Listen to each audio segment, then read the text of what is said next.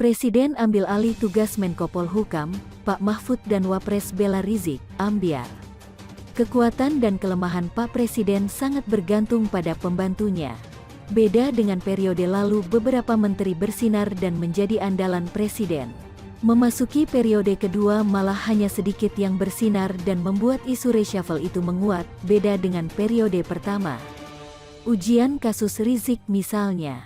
Menko Polhukam dan Kapolri menjadi penanggung jawab untuk merespon plus mengantisipasi kedatangan HRS. Tapi yang muncul hanya narasi dan gertak sambal dari Menko Polhukam yang dianulir kemudian.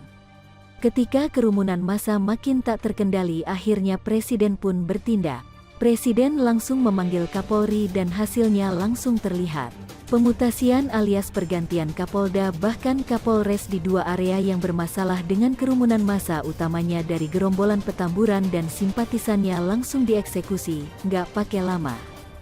Jadi apakah Menko Polhukam yang tegas dalam hal ini? Sorry to say, sorry Ferguson ya. Maka beralasan, Menko Polhukam harusnya di-reshuffle secepatnya karena bukan hanya lamban tapi omdo dan mencela-mencele. Lihat saja omongannya ketika HRS akan datang ke Indonesia, maka beliau mengatakan bahwa HRS harus dijamin dan dilindungi. Lalu dengan gaya gertak sambal si Menko Polhukam mengatakan bahwa jika akan berulah maka akan disikat. Sampai-sampai ditagih ama netizen, Abu Janda juga menyentilnya, mosok kalah amani kita? Tuh, Bandara Internasional Soekarno-Hatta sampai diobok-obok, massa mengular ke jalan tol sampai tak terkendali. Lantas, mana bukti ancamanmu? Gertak ayam sayur doang. Hansip juga bisa ngomong kayak gitu. Lalu ujungnya setelah kejadian maka si Menko Polhukam menebar ancaman atau gertakan kembali bahwa pemerintah akan bersikap tegas dengan kejadian kerumunan massa.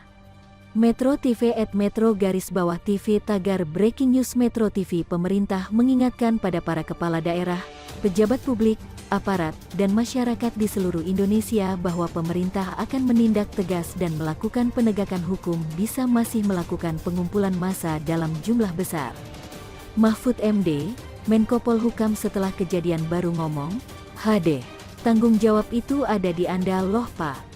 Pak Jokowi sendiri yang harus bertindak, memberi arahan dengan memanggil Kapolri untuk mengatasi masalah yang sudah di luar kendali ini. Itu artinya negara memang sudah kebobolan atau kecolongan kasarnya."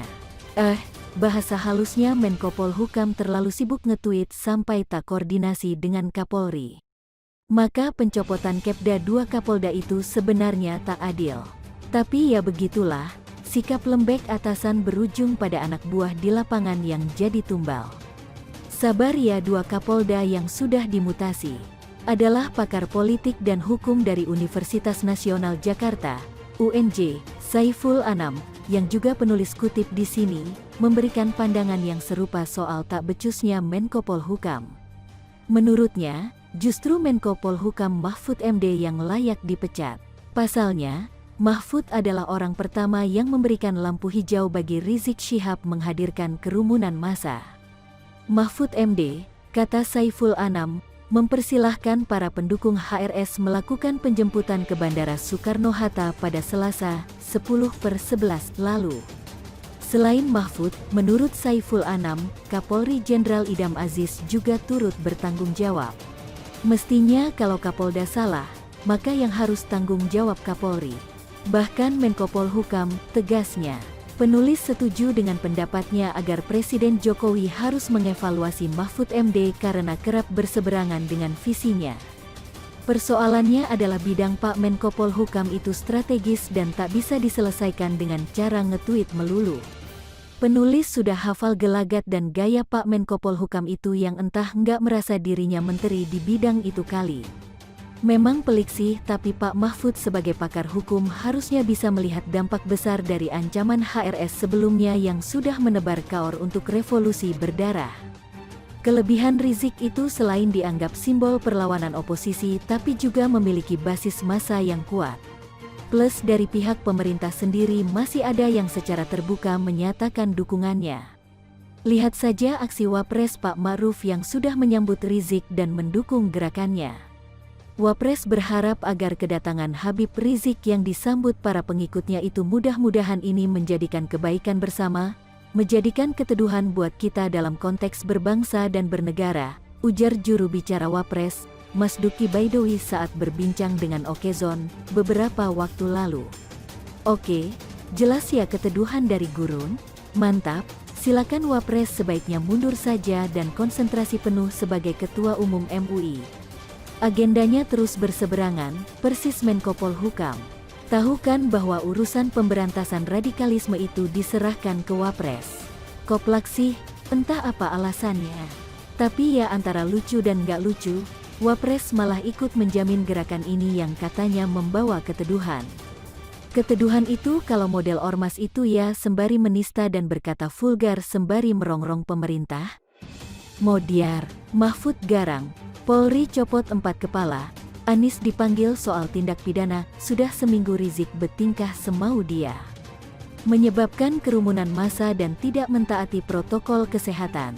Belum lagi soal karantina 14 hari yang juga tidak dia taati. Ditambah perkataan Rizik yang lebih bersifat politis, seperti mengaitkan program revolusi mental milik Presiden Jokowi dengan komunis. Entah apalagi yang dia katakan di depan jemaahnya.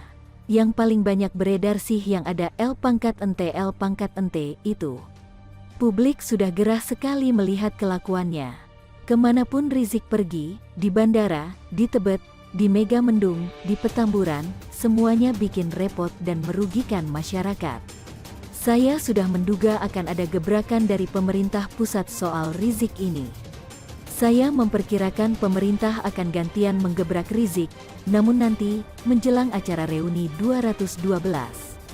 Dan perkiraan saya, pemerintah akan mengambil jalan serupa dengan penangkapan para dedengkot kami waktu itu. Tapi ternyata gebrakan itu dilakukan sekarang, hari ini. Banyak hal yang terjadi, seperti halnya faktor X oleh Nikita. Saya yakin gebrakan pemerintah ini di luar perkiraan pihak Rizik dan siapapun dalang di belakangnya. Pertama, adalah munculnya Menko Polhukam Mahfud MD, sesudah lama tidak kedengaran.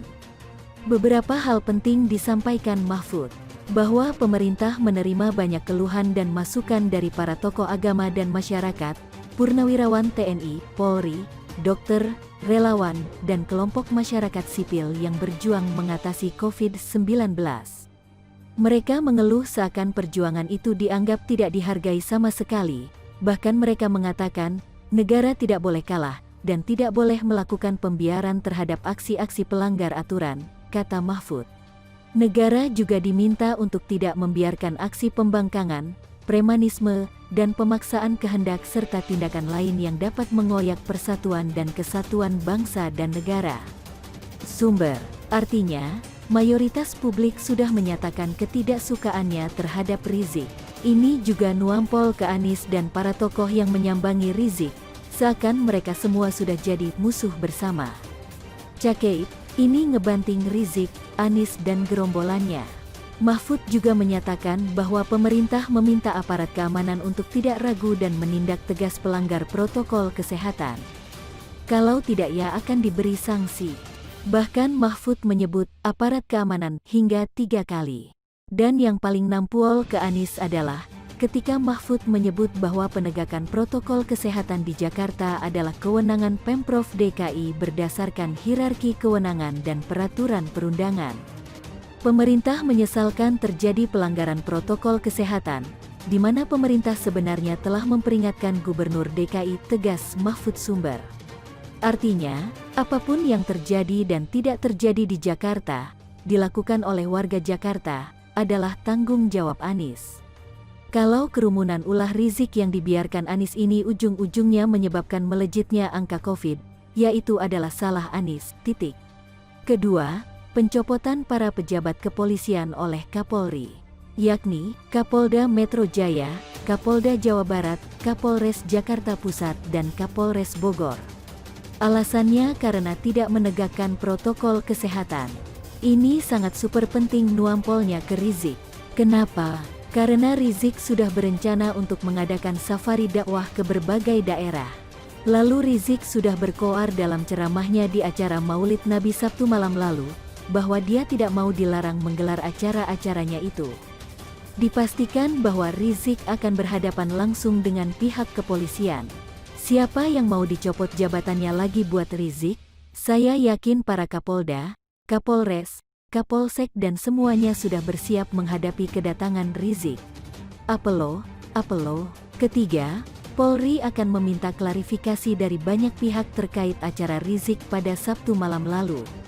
Sudah mengirimkan surat klarifikasi kepada anggota Binmas yang bertugas di protokol kesehatan, kepada RT, RW, Linmas dan Lurah, Camat dan Wali Kota Jakarta Pusat, kemudian KUA, Satgas COVID-19, Biro Hukum DKI dan Gubernur DKI, kata Kepala Divisi Humas Polri Irjen Argo Yuwono. Bahkan beberapa tamu undangan juga termasuk yang dipanggil. Alasannya ada dugaan tindak pidana yang terjadi dalam gelaran acara tersebut. Dugaan tindak pidana pasal 93 Undang-Undang Nomor 6 Tahun 2018 tentang karantina kesehatan, ucap Argo. Surat panggilan ke Bareskrim terhadap Anies sudah mulai beredar di grup WA, yang saya tidak bisa sare di sini karena saya tidak tahu validitasnya.